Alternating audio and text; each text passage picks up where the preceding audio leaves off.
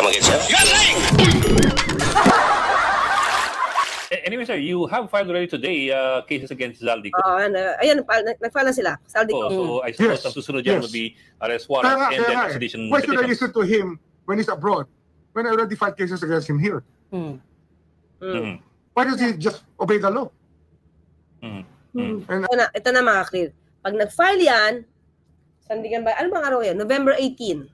So November 18, today is Tuesday. Pwede mag-warrant of arrest na yan. Kasi tapos na yung preliminary investigation eh.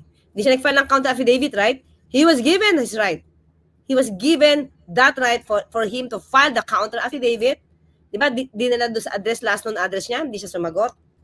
May lawyer siya, di rin sumagot. Ang sabi ng lawyer niya, we rather not file anything because feeling nila, prejudge sila. Mas lang delikado yun eh. Sa akin mga clear, itong analysis ko dito. The reason why hindi na magpa-file si Atty. Rondain ng counter affidavit because mapipilitan sila pumunta sa consul para makapanumpa. You can file a counter affidavit na hindi ka manunumpa. Affidavit nga eh. So yun yung ayaw ng kliyente niya. Mapunta siya sa jurisdiction ng Pilipinas. Kasi pag napunta siya sa jurisdiction ng Pilipinas, hindi niya alam kung mahuhuli siya o hindi. Kaya hindi siya. Kaya yung sabing, kasi may death penalty, may death threat siya. Meron siyang prejudge na. Alam mo, if you believe that you did not do anything wrong, i-advise mo sa kliyente mo, na go ahead, let's fight for it. Ilaban natin kaso mo. Kaya natin yan. Dapat ganon. Mukha si Saldi ang ang mukhang ayaw. Wala namang magagawa si attorney. Kung mismong kliyente niya, yung ayaw, humarap sa consul para manotarize yung kanyang sagot. Diba? And subject himself to the process. Yes, sir. So, sir, tatama ba? I suppose nga, the arrest warrant will follow and then a petition for extradition? Wait. Dapat pagkaisipin niya na magkakaiba ang isip ng DOJ. Yes, we will do all campaigns necessary to make him come home.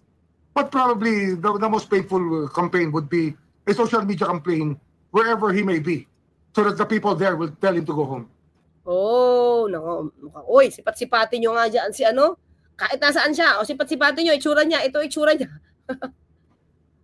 O mare-red notice na to pagka may warrant of arrest. What do you mean, sir? Kasi if he's in Chile or if he's in South America, we'll go through the social media of that country to make sure that they all know that there's a fugitive by that name going around the country, and we will put his name all over. There are a lot of reports on social media about his whereabouts. Do you know where he is? Oo nga pala, sorry pala. I was thinking of bato. We're talking of pala extradition. Yes. Sorry, stand corrected. State to state, pwede extradition proceedings. Inisip ko kasi yung surrender. Nasisip ko si Bato. Sorry naman. Botsman. And it's not anymore as easy as it was before to hide anywhere in the world. Social media will catch you. Do you know where he is? Now? Yes. I have not asked, but I can find out. And even There if there was is someone to be going home yesterday, but I did not believe it. Dadaanin niyo yan? Through Interpol, more likely? Kasi kung sino may extradition treaties natin. Yeah, Interpol is one of them. Interpol is one option that we have. At kakancelin yung passport niya, di ba? Of course. Pag may case This week, there's already a pending motion together with the filing. Okay. Ayan na. Ito din sinasabi natin eh. Kaya hindi pwedeng bara-bara. May nagsabi isang propagandista na kasama natin, hanggang ngayon yung passport wala pa rin. That's the reason why you don't have to talk if you don't know anything. Magpropaganda lang. Hindi mo pala alam bakit hindi nakakancel agad ang passport ni Zaldico. Makapagpropaganda lang. Para mapakapanira lang sa administrasyon. Ganun. His passport. You filed it with the DFA? No. It's a court order already that we're looking at. Not anymore a DFA order. It's a court order in DFA. Yes. Oh, it's being filed this week. No, ano na yan? Filed na yan. It's already in court. But it's just filed with the docket division of Sandigan Bayan. It will be raffled off tomorrow. And after the raffle, the court itself will have to rule on whether to issue a warrant of arrest and to whether or not to cancel his passport. Naku, kung mararaffle yan tomorrow, Wednesday, baka Friday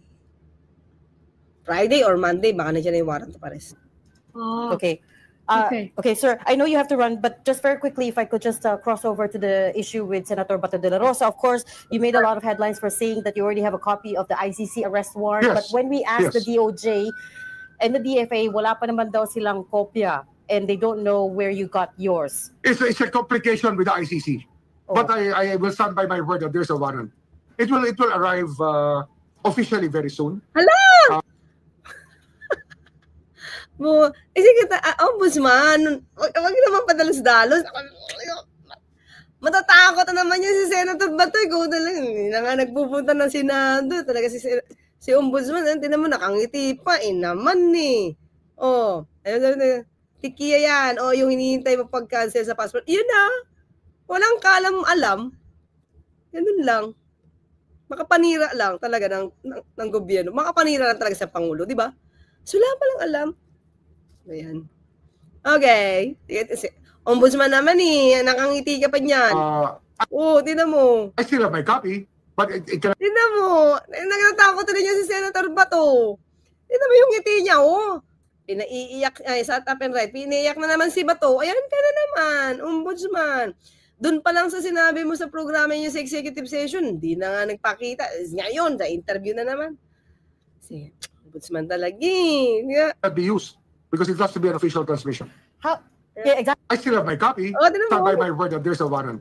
It will arrive Tinan mo talaga to. Officially very soon. Di ko alam kung nananakot to. Namingiti, ewan ko ba sa'yo, Ombudsman? Tinan mo. Parang nakakot na naman kasi. I still have my copy. But it cannot be used because it has to be an official transmission. How? Yeah, exactly. That's what they're waiting on, the official copy. Yes. How did you get a hold of your copy so early, sir? I mean, secret. May tumawag. I cannot burn my source. They just changed the rules, right? Tinan mo. Dito ako na pakita ko nga mas malaki natin. Tinan mo yung ngiti, Tinan mo naman si Ombudsman. Ombudsman kasi. Kita niyo yung ngiti niya, ha? Di ba? Test paraon. Ayan, Talaga nananahimik na eh. Ngiti-ngiti ka pa dyan, Ombudsman eh. They changed the rules to make arrest warrant secret. Secret. Yeah. Secret talaga? Exactly. Rules, right? They changed the rules to be an official transmission. How? Yeah, exactly. That's what they're waiting on, the official copy. Yes. How did you get a hold of your copy so early, sir? I mean, I cannot burn my source. They just changed the rules, right? They changed the rules to make arrest warrant secret. Secret. Yeah. Exactly. It's a secret document. Secret. Nako. Paano na yan? Kung meron sa secret, paano mo pang request sa Supreme Court na i-reveal mo kung sino source mo? I-reveal mo kung may warrant of arrest? Paano yan? Document. That is a secret. Tingnan mo. Tama na sila. Yan naman. Even from before, government has refused to have anything to do with the ICC on an official basis. That's only President Duterte, but not all the governments of the Philippines. So is it fair to say that we are now cooperating with the ICC? Well, we're doing witness protection for them. If that's when I was DOJ Secretary, we laid down the line that we will help them with the witnesses that they want to protect in the Philippines. Buti pa to eh. Buti pa yung, the DOJ is just fair, mga ka-clear. Okay? May akusadong Pilipino. May mga biktimang Pilipino. Huwag lang puro yung akusado iniisip nyo. Yung nabiktima.